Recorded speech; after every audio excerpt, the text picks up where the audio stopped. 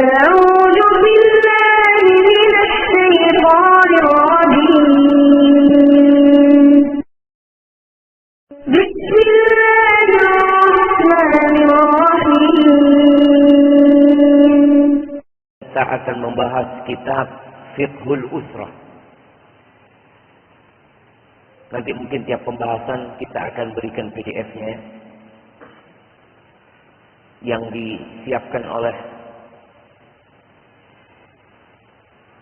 tim ilmiah dari Yayasan Ad-Durar As-Saniyah dengan isyraf Syekh Al-Habib Alwi bin Abdul Qadir Segaf. Sebelum beliau membahas tentang hukum pernikahan dan definisi pernikahan, beliau menyebutkan ada 5 prinsip membangun rumah tangga. Yang pertama, bertakwa kepada Allah Azza wa Jalla. Dan kalau bicara takwa ini sejatinya bukan hanya untuk membangun rumah tangga. Tapi karena kita katakan negara ini, bangsa ini, kumpulan rumah tangga, maka dari kelompok terkecil harus bertakwa kepada Allah. Allah mewasiatkan takwa ini kepada semua manusia. Bahkan para nabi yang diutus kepada kaumnya, wasiatnya anittaqullah, agar mereka bertakwa kepada Allah. Dan takwa ini adalah melaksanakan perintah Allah dan menjauhi larangannya. Yang buah dari ketakwaan itu, apa yang akan kita dapatkan kalau kita bertakwa? Kemarin kita puasa Ramadan, la'allakum tattaqun.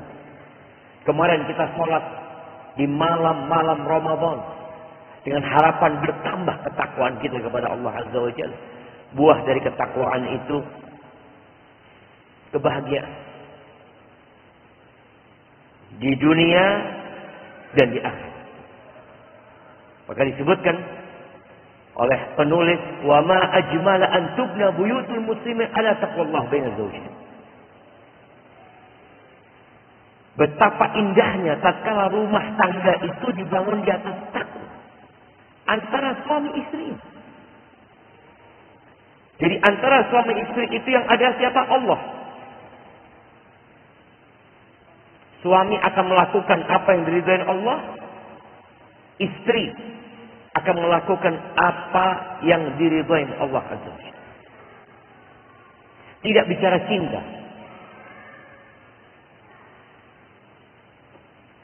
Berapa banyak pernikahan yang awalnya cinta kemudian jadi kebencian. Padahal mereka sudah memadu cinta bertahun-tahun. Pernah saya sampaikan mungkin ketika anak ke Purworejo. Dulu jemaah. Entah 10 tahun yang lalu mungkin. Tuan rumahnya menyampaikan, Ustaz, anak punya keponakan ini pacaran selama 6 tahun. Kemudian biasalah banyak orang-orang yang mungkin jauh dari sentuhan agama melarang anak itu nikah ketika kuliah. Nanti setelah kuliah nikah. Supaya belajarnya tidak terganggu. Padahal mereka belajar juga, mahasiswa ini belajarnya kapan tuh? Banyak waktu kosong mereka itu. Akhirnya setelah 6 tahun menikah.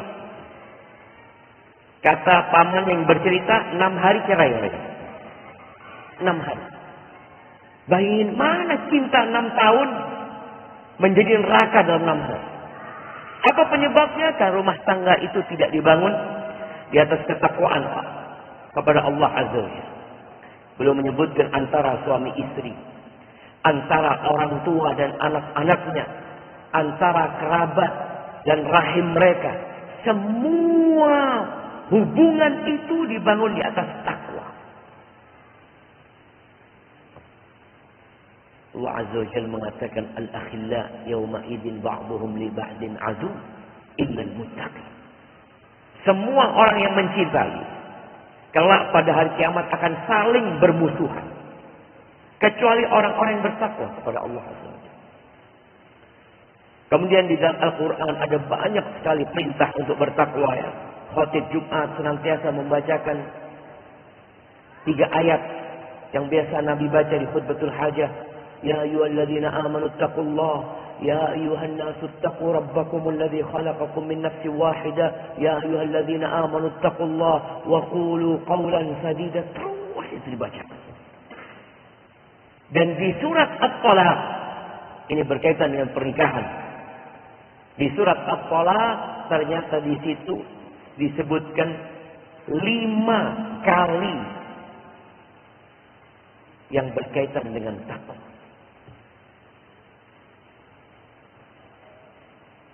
Ini menunjukkan bahwa ketakwaan itu penting dalam berumah tangga. Sampai dalam perceraian. Kita tahu, semua orang ketika menikah harapannya tidak ingin bercerai. Walaupun nanti kita akan bahas tentang hukum menikah dengan niat bercerai. Mahasiswa STDI datang ke STDI nggak mau pulang 4 tahun dia nikah di sini. Tapi dalam hatinya nanti aku lulus aku ceraikan. Boleh apa enggak? Itu nanti akan datang pembahasan. Dalam perceraian yang kita tahu perceraian ini perbuatan yang paling disukai oleh iblis. Apabila kita bertakwa kepada Allah, dampak negatif dari perceraian itu dapat diperkecil.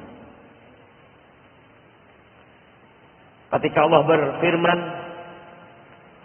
di ayat pertama dari At-Talaq, ya ayyuhan nabi, wahai nabi, idza talaqtumun nisaa fatalliquhunna li'iddatihinna wa ahsul 'iddah wattaqullaha rabbakum. Kata Allah, wahai nabi, apabila kalian hendak menceraikan istri-istri, wanita-wanita itu, ceraikan mereka di masa iddah mereka. Maka bercerai itu ada tata caranya. Bukan asal marah, aku ceraikan, enggak. Menceraikan wanita yang sesuai dengan iddahnya itu adalah menceraikan wanita dalam kondisi bersuci dan belum dihubungi. Jadi bagi yang berpikir untuk menceraikan istrinya, tunggu dia. Istrinya suci dari haidnya dan belum dia hubungi, dia ceraikan. Itu sesuai dengan yang Allah perintahkan. Atau menceraikan istri dalam posisi hamil. Ini kalau pandangan masyarakat, zalim. Istrinya hamil, diceraikan. Padahal itu yang sesuai dengan sunnah. Karena itu iddah. Jadi wanita yang hamil masa iddahnya sampai kapan? Sampai melahirkan. Tapi gara-gara kita kadang-kadang kesian, gimana sih nggak tahu diri?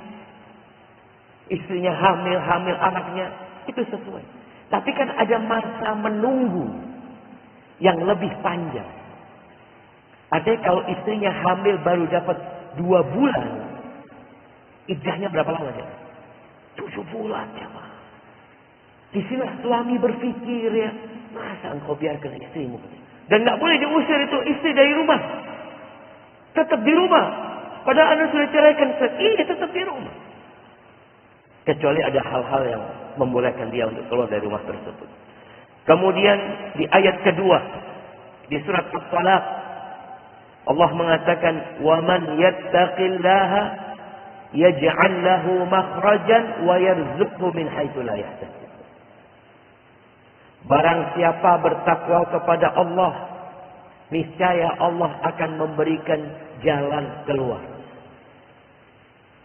Biasanya orang kalau bercerai itu jamaah, ada banyak beban yang dia pikirkan. Beban berkaitan dengan anak-anak kalau punya anak. Beban berkaitan dengan urusan nafkah. Ketika perempuan ini memang tidak bekerja. Berkaitan dengan apa kata orang, status sosial. Janda itu kesian. Diomongin orang. Apalagi janda cantik. Hidup di perumahan jamaah. Ya Allah. Dia berangkat kajian, apa kata orang? Aduh, kayaknya mau cari laki dia. Allahu Akbar. Itu beban. Tapi Allah katakan, "Wa man yattaqillaha yaj'al lahu makhraja." Barang siapa bertakwa kepada Allah, dia melaksanakan perintah Allah, menjauhi larangannya, pasti Allah kasih solusi. Ketika dia yakin yang kasih rezeki bukan suaminya yang kasih rezeki. Seorang suami juga seperti itu. Kadang-kala dia bercerai dengan wanita kaya raya, yang selama ini sang suami kerja di perusahaan mertua. Ketika diceraikan, sama tinggal. Ada beban.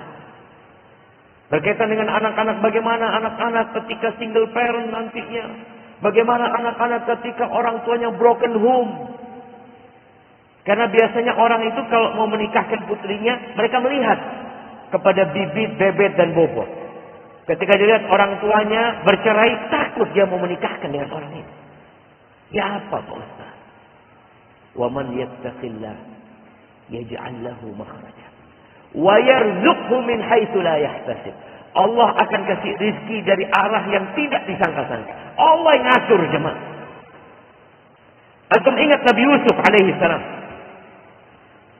Bagaimana Nabi Yusuf dibuang ke sumur? Bayangin ya. Dibuang ke sumur. Apa yang akan terjadi dengan Nabi Yusuf? Allah bikin kafilah dagang itu butuh sama air. Berangkat kafilah dagang itu jemaah. Lewat sumur itu.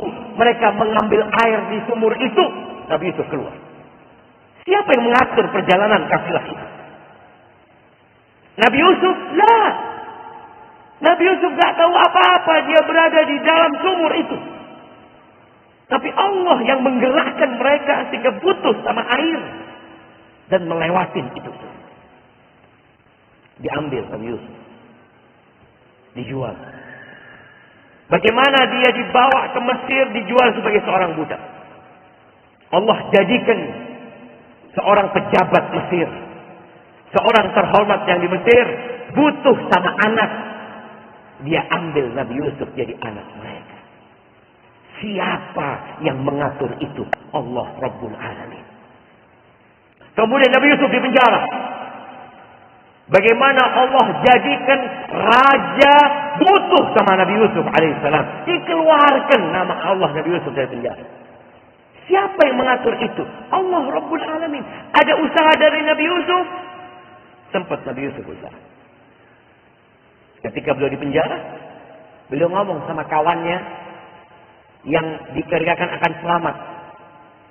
Uzkurni 'inda rabbik. Sebut aku di sisi Tuhanmu nanti. Kalau engkau ngasih minum dia, bosnya punya kawan di penjara. Fa'ansahu dzikra rabbih. Bayangin ya. Allah bikin kawannya Nabi Yusuf lupa sama Nabi Yusuf. Kenapa? Karena Allah ingin yang butuh sama Nabi Yusuf itu raja. Sehingga Nabi Yusuf keluar dari penjara azizan mukarraman. Nabi Yusuf gak mau keluar. Dipanggil sama raja enggak. Tanyakan dulu tuh. Kenapa perempuan-perempuan itu yang motong tangan? Agar beliau keluar dengan nama yang bersih dari fitnah. Itu jamaah. Jadi ketika kita bertakwa kepada Allah, Allah yang ngatur semuanya. Cuma bagaimana kita bertakwa? Rumah tangga kalau dibangun di atas ketakwaan kepada Allah Azza wa Jalla, tenang. Bukan berarti dalam rumah tangga nggak ada masalah ya, ada masalah.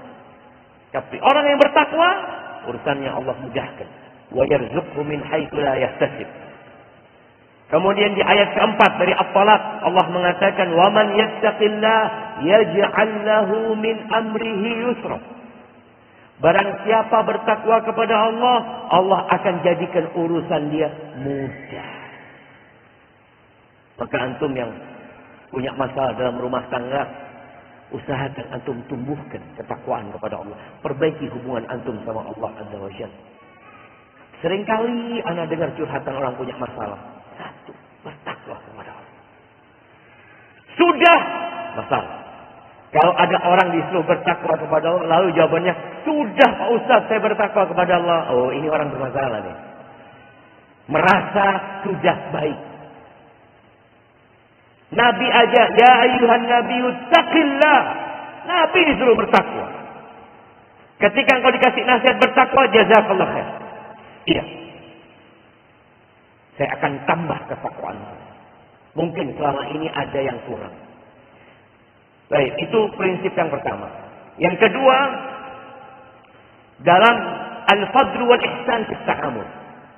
Dalam bermuamalah itu mengutamakan berbuat baik dan memberikan kemuliaan.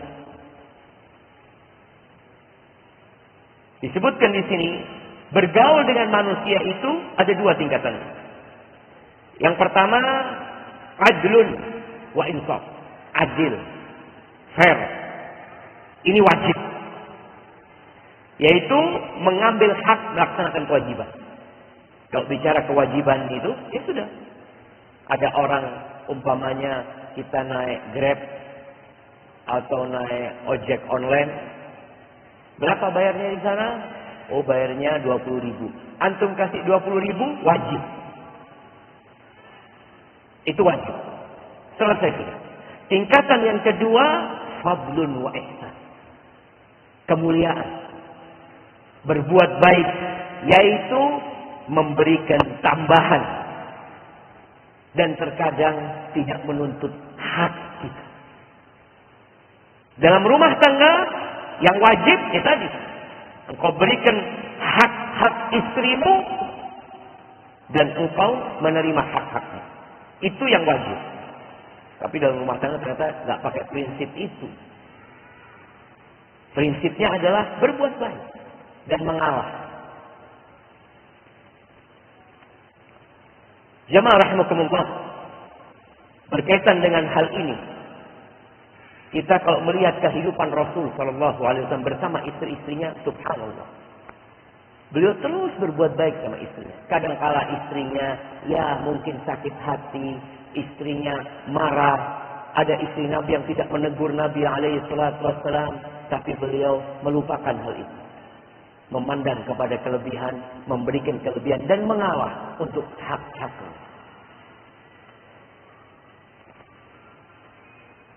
Jamaah rahimakumullah, ada orang-orang yang hanya berpikir yang penting saya melaksanakan kewajiban saya. Dia menghormati saya menghormati dia.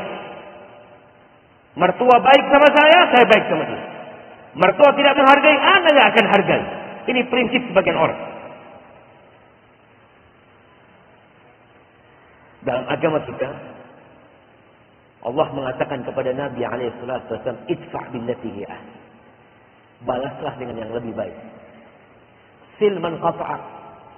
Ini ajab Nabi SAW. Sambunglah orang yang memutuskan.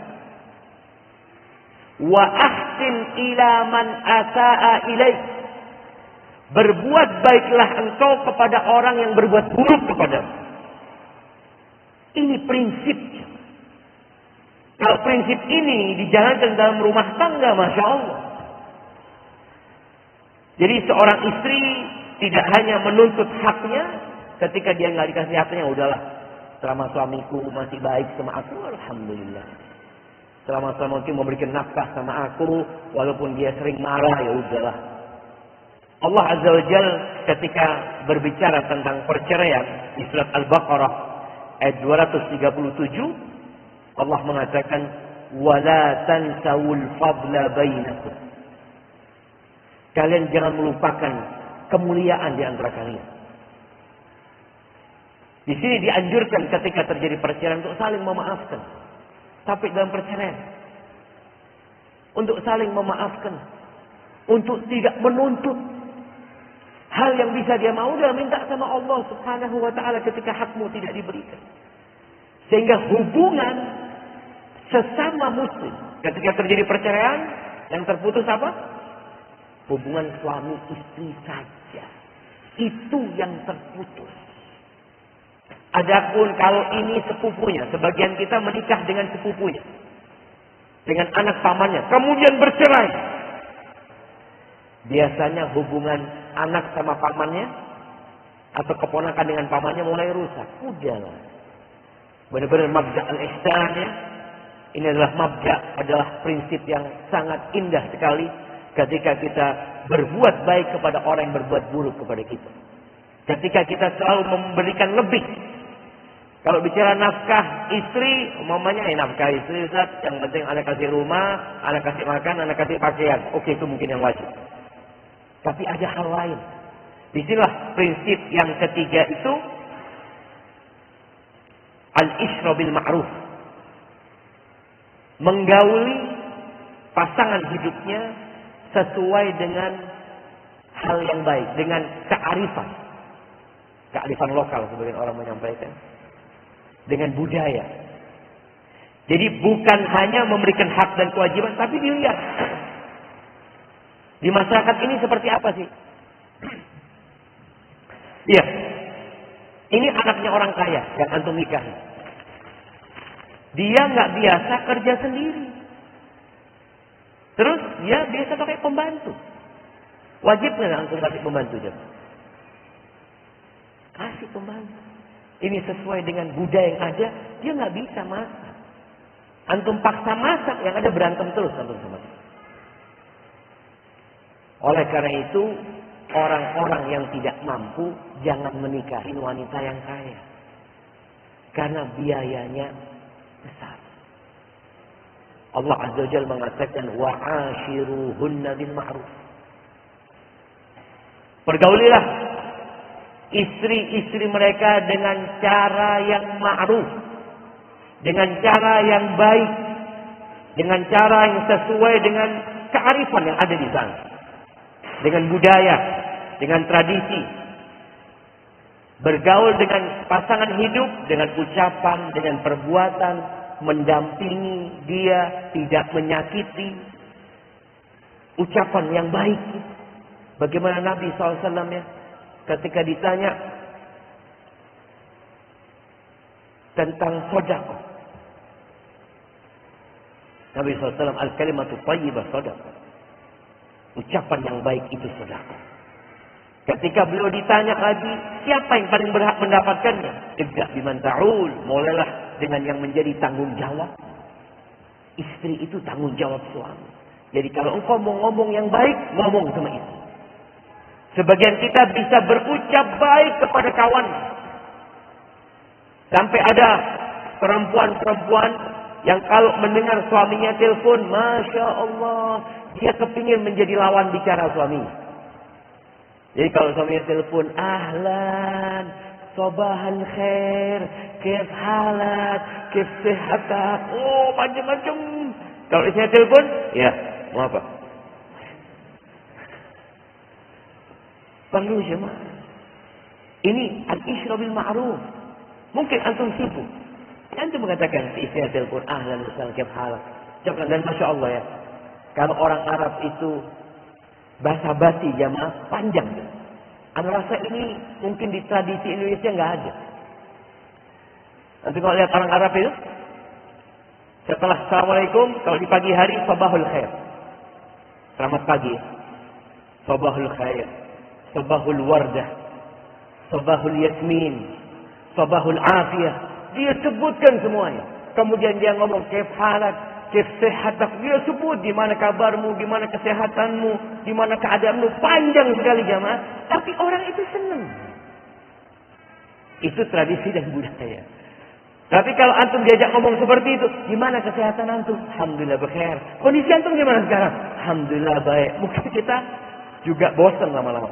Tapi inilah kembali kepada tradisi dan budaya yang ada. Selama tidak bertentangan dengan syariat. Jadi selain memberikan hak-hak dia, berusahalah seorang suami ini untuk menggauli istrinya dengan cara yang ma'ruf. Sehingga itu akan menumbuhkan cinta dan kasih sayang. Sebagian orang yang kehilangan sakinah dalam rumah tangganya, boleh jadi karena dia meninggalkan apa yang Allah perintahkan ini. Prinsip yang keempat, sabar. Sabar dan tabah. Pasangan hidup antum itu, ya, bukan bidadari. istrimu bukan bidadari dan kamu bukan malaikat. Oh Ustaz, anak Ustaz, anak lulus FTDI Ustaz. Oh, antum mau lulus Madinah, antum bukan malaikat. Kullu bani Adam khata'. Semua anak Adam melakukan kesalahan. Dan anak sedih coba. Kalau yang konsultasi sama anak itu istrinya Ustaz. Sedih sekali. Dia mengatakan, Ustaz, suami anak nggak tahu dengan istrinya, anak nggak tahu sama suaminya. Suami anak Ustaz lulusan Libya, lalu ke Madinah. Aduh, sudah. Karena anak juga lulusan Libya, lulusan Madinah. Apa anak ini gitu seperti apa? Dia mulai menceritakan gini, suami anak Ustaz, Masya Allah, dia kalau berceramah ini itu, tapi nggak peduli sama keluarganya Ustaz. Ramadan kemarin, dia cerita suami anak nggak ngasih nafkah sama anak ini itu, macam-macam ceritanya. Maka di sini perlu sabar dan tabah. Ingat, sabar ini karunia Allah yang paling besar. Kata Nabi SAW, wa ma u'tiya ahadun ata'an khairan wa awsa' min sabr. Tidaklah seorang dikasih karunia sama Allah yang lebih baik dan lebih luas daripada kesabaran. Tidak ada. Karena dalam semua lini kehidupan antum perlu kesabaran. Maka dalam berumah tangga, subhanallah ya. Di surat An-Nisa ayat 19, setelah ayat wa'ashiruhunna bil ma'ruf, pergaulilah mereka dengan cara yang ma'ruf, Allah mengatakan fa in karihtumuhunna, apabila kalian membenci mereka. Ada waktu mungkin antum benci sama istri antum. Ya Allah, Ustaz, anak kepingin ganti. Ganti di mana? Memang ada di sini tempat tukar istri itu. Kalau antum beli baju, kemudian dikatakan insya Allah ada waktu 7 hari untuk menukarnya. Tapi ada antum kesepakatan sama mertua, nanti kalau saya nggak cocok saya balikin, Mbak ya. Coba. Itu akad-akad yang sakral.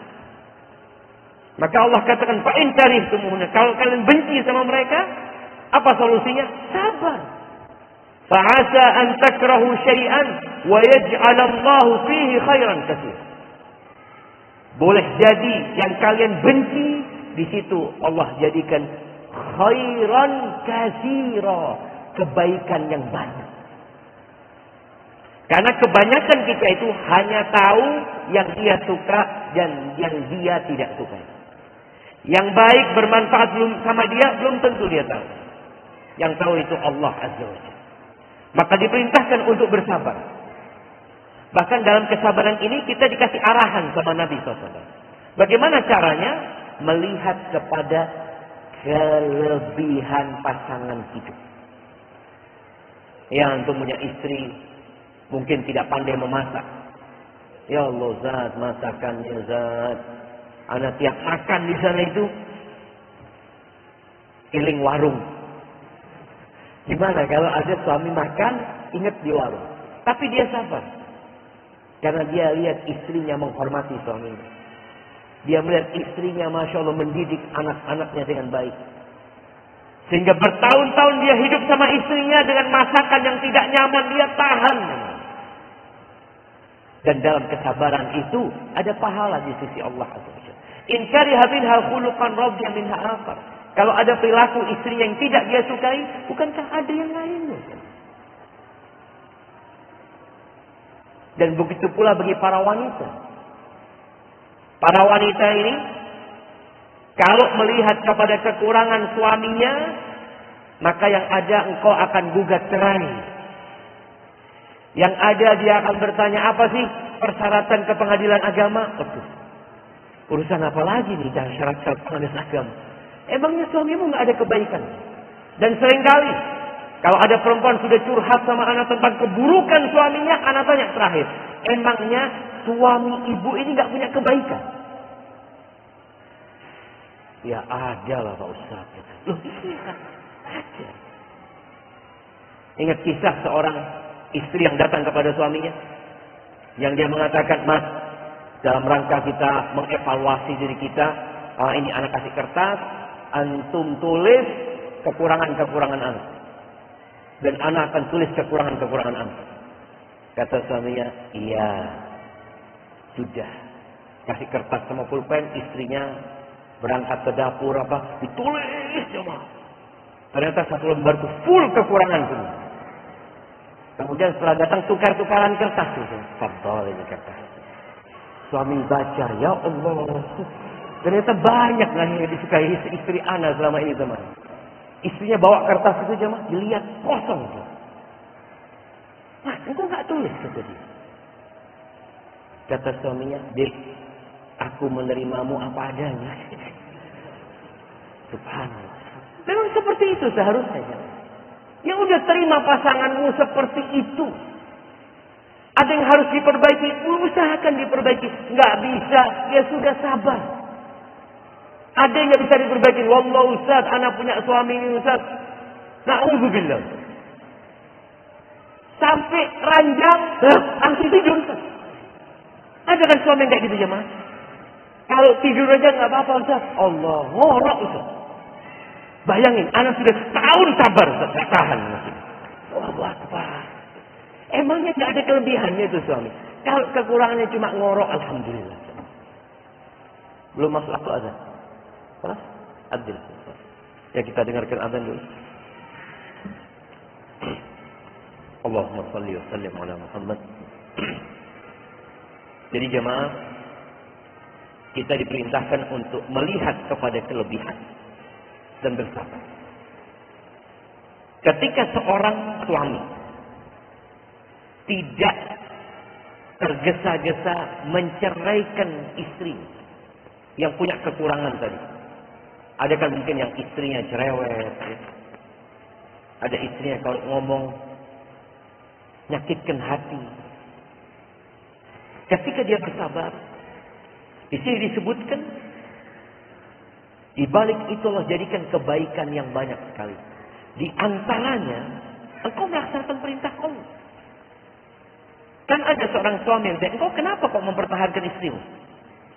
Allah yang nyuruh anak mempertahankan istrimu. Dan tentunya dengan menerima wasiat dari Allah, Allah akan ridho. Jadi kalau mungkin dia mengikuti perasaannya, dia sudah ceraikan istrinya. Tapi karena dia mendengarkan wasiat Allah, dia pertahankan itu. Lelah, capek, berjuang. Maka insya Allah, Allah akan berikan pahala yang besar sekali. Begitu pula dengan para wanita. Perlu bersabar. Perlu tabah. Mengalah. Ada kisah sebuah botol Pepsi. Pernikahan 7 tahun. Rusak gara-gara 1 kaleng Pepsi. Diceritakan bahwasanya sang istri ini telepon suaminya sebelum pulang kerja. "Bang, aku minta Pepsi ya, jangan lupa belikan Pepsi." "Siap, absyiri," kata suaminya. Pulang kerja, mampir di supermarket, dia belanja suaminya di jalan. Belanja semuanya. Bawa ke rumahnya, subhanallah, Pepsi nggak dia beli. Sang istri buka, itu kreseknya dikeluarkan. Roti ada, ini ada, semuanya Pepsi. Mulai sang istri nggak enak ngomong. "Bang, kok nggak belikan Pepsi, Bang?" "Ya Allah," kata suaminya, "lupa." Kata istrinya, "Memang engkau, Bang, keinginanku nggak pernah engkau turuti. Ingat kejadian berapa tahun yang lalu. Ingat." Terus sang istri ini mengungkit-ungkit kesalahan suaminya. Suaminya benar-benar lupa. Ketika sang istri mulai mengungkit-ungkit kesalahan suaminya yang masa lalu, suami berusaha membela diri, tapi istri nggak mau tahu. Terus sehingga mereka saling mengangkat suara. Terakhir suaminya mengatakan, "Anti taliq." Sudah engkau ceraikan. Gara-gara Pepsi. Bayangin, 7 tahun rumah tangga rusak gara-gara satu kaleng tadi. Gara-gara apa? Tidak melihat kepada kelebihan. Oke, ini kekurangan suaminya. Suaminya pelupa. Allah, suami aneh selalu lebih mengutamakan orang tuanya, kakaknya, adiknya. Kalau urusan anak, nanti terakhir. Sabar.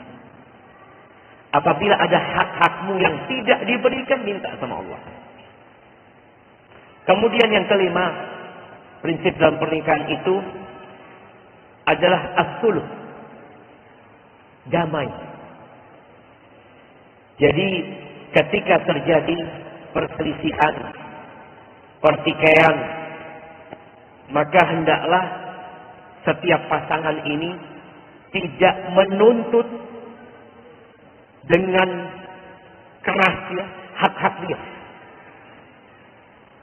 Berusaha untuk ya udah ngalah ketika terjadi perceraian.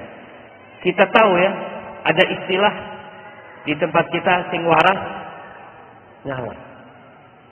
Yang waras ngalah. Ngalah. Sang istri umpamanya dia nuntut suaminya, "Bang, engkau tidak memberikan rumah yang layak buat anak." Kata sang suami, "Sabarlah, Dek.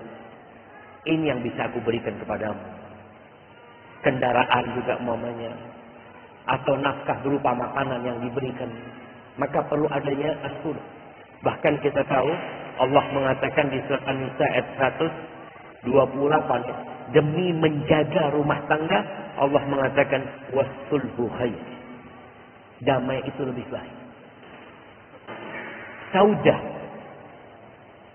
bintu Zam'ah, istri Nabi sallallahu alaihi wasallam, dia sudah tua renta. Dia merasa sudah tidak bisa melayani Rasul sallallahu alaihi wasallam dengan baik. Dan ada perempuan yang memang sudah sepuh jemaah. Sedangkan Nabi alaihi wasallam karena Saudah sebagai istrinya, tetap Saudah punya jatah malam, harus nginap di rumahnya Saudah. Maka di sini Saudah datang kepada Nabi SAW. "Ya Rasulullah, malam bagianku, engkau biasa nginap di tempatku, aku hadiahkan buat Aisyah." Itu damai. Kalau bicara hak, enggak, aku nuntut hakku. Tapi demi mempertahankan rumah tangga, maka perdamaian itu lebih baik. Ada seorang istri, mungkin yang dia tidak bisa memberikan anak kepada suaminya. Dia juga melihat suaminya kepingin punya anak. Lalu dia mengatakan kepada suaminya, "Udah bang, engkau nikah lagi nggak bang? Dan engkau kalau punya anak di tempat itu, ahlan sahlan. Silahkan, engkau datengin aku sepekan sekali nggak apa-apa. Yang penting jangan kau ceraikan aku." Ini dalam rangka mempertahankan rumah tangga. Seorang istri, suami istri, sang istri punya ibu yang sudah sepuh dan harus dirawat di rumah tersebut. Sang suami juga punya ibu yang sudah sepuh yang minta dirawat juga. Sang suami inginnya istrinya ikut suami. Apa yang harus dilakukan? Sedangkan sang istri ngomong, "Bang, sudah bang. Aku tetap di rumah ibuku, jangan dikeluarkan aku. Engkau silahkan menikah dengan perempuan lain untuk merawat ibuku.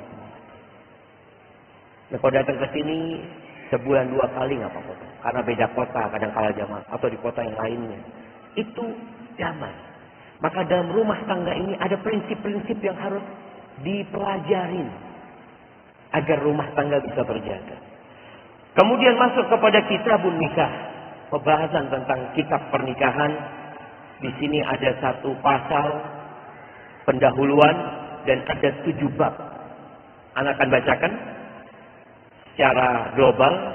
Yang pertama di pendahuluan disebutkan tentang definisi nikah, hukum nikah, dan hikmah disyariatkan pernikahan.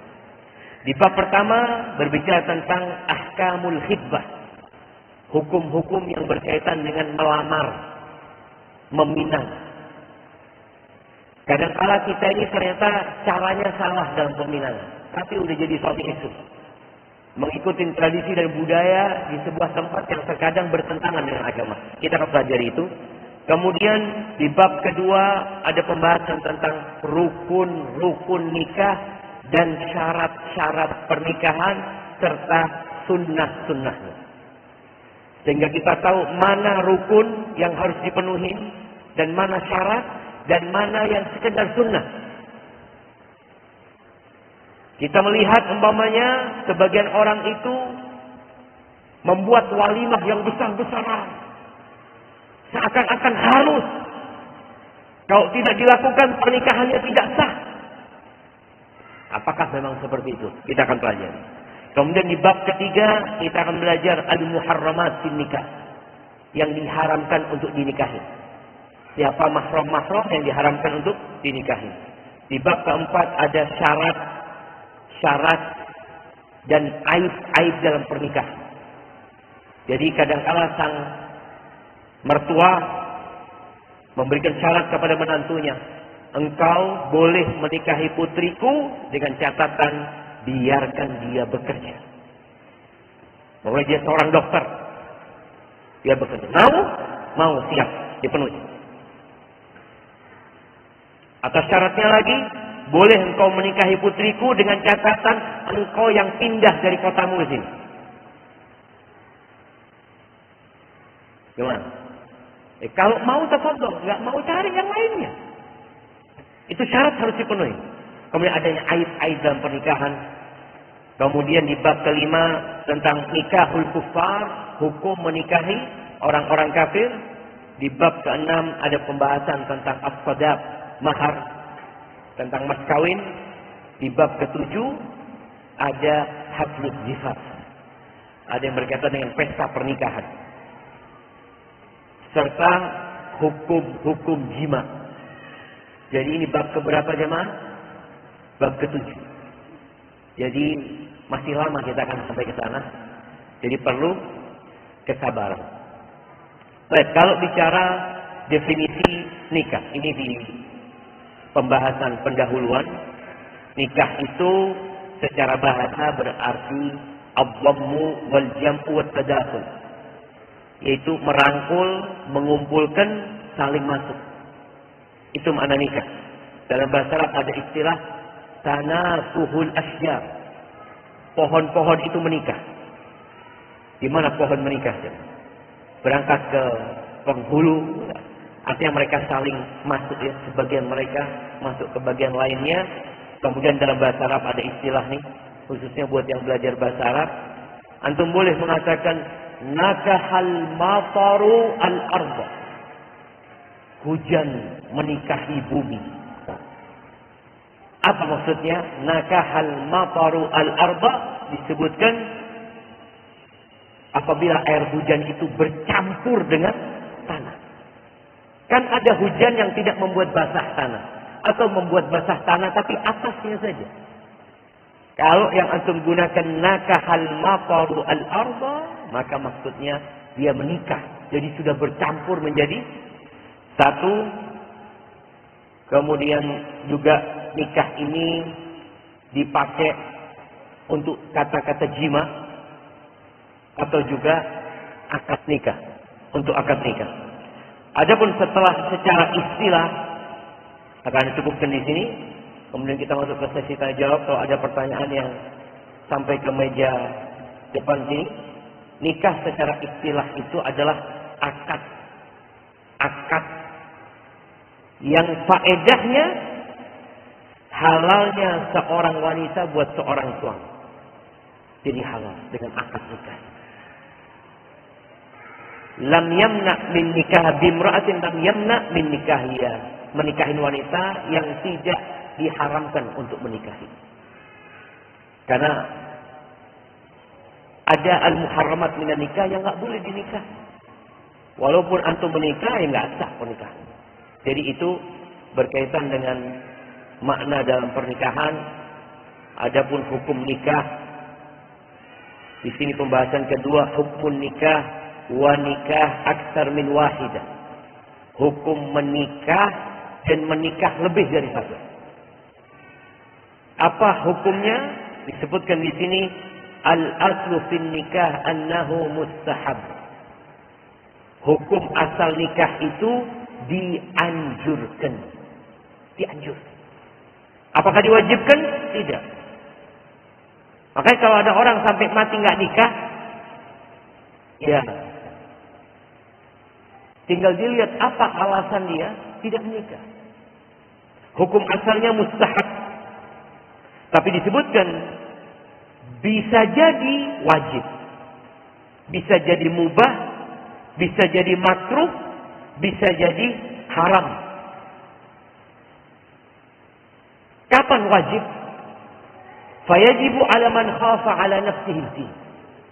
Nikah itu jadi kewajiban buat orang yang takut berzina. Kalau anak nggak nikah, anak bisa berzina. Maka wajib buat dia menikah. Wa yusannu liman lahu syahwah. Dan dianjurkan bagi orang yang punya syahwat, dianjurkan. Innawa tahsinan wa rajan nasl. Kalau dia, jadi dianjurkan buat dia, apabila dia niat untuk menjaga kehormatan dirinya. Artinya dia bisa nahan syahwatnya. Nggak nikah pun dia kuat nahan syahwatnya. Tapi karena dia ingin menjaga kehormatan dirinya, ingin punya anak keturunan, maka dianjurkan buat dia. Wa yahrum. Dan haram buat orang yang yakin bahwa dia akan melakukan kebolim dengan pernikahan. Kan ada orang-orang yang anak kalau nikah kayaknya anak akan pukulin istri anak. Ada orang-orang yang sakit. Atau dia akan membolimin salah satu istri. Wa yukrah liman lam yajid uhubbah. Dan makruh buat orang yang tidak punya kemampuan untuk menikah. Antum nggak mampu, nggak punya persiapan ya. Makruh buat antum. Akhirnya antum gimana? Anaknya orang mau dikasih makan apa? Nanti. Au kana bihi ajr. Atau orang ini maaf. Ya dia benar-benar nggak mampu ya. Untuk memberikan nafkah ya kepada istrinya. Wa yubahu. Dan diperbolehkan nikah itu liman la syahwata lahu. Mubah bagi orang yang tidak punya syahwat. Sekarang gimana kalau ada orang laki-laki, anak ini sebenarnya tidak punya syahwat. Dia, apa istilahnya? Impoten. Boleh dia menikah, tapi perlu menyampaikan kepada pasangan hidupnya. Karena perempuan itu menikah kepingin punya anak, kepingin menjaga kehormatan dirinya. Tahu-tahu suaminya ternyata tidak bisa itu. Ini bicara hukum nikah ya. Wa hadza bi ittifaqil madzhab al-fiqhiyah al-arba'ah. 4 mazhab fikih itu sepakat hukumnya adalah mustahab. Dan ini pendapat kebanyakan ulama. Adapun dalil-dalilnya insyaallah kita akan sampaikan di pertemuan yang akan datang. Terjemahan lihat tidak ada pertanyaan yang sampai ke meja ini. Semoga rumah tangga antum semuanya baik-baik. Dan yang belum berumah tangga segera berumah tangga. Subhanakallahumma wa bihamdika asyhadu an la ilaha illa anta astaghfiruka wa atubu ilaik. Wassalamualaikum warahmatullahi wabarakatuh. Alhamdulillahi rabbil alamin.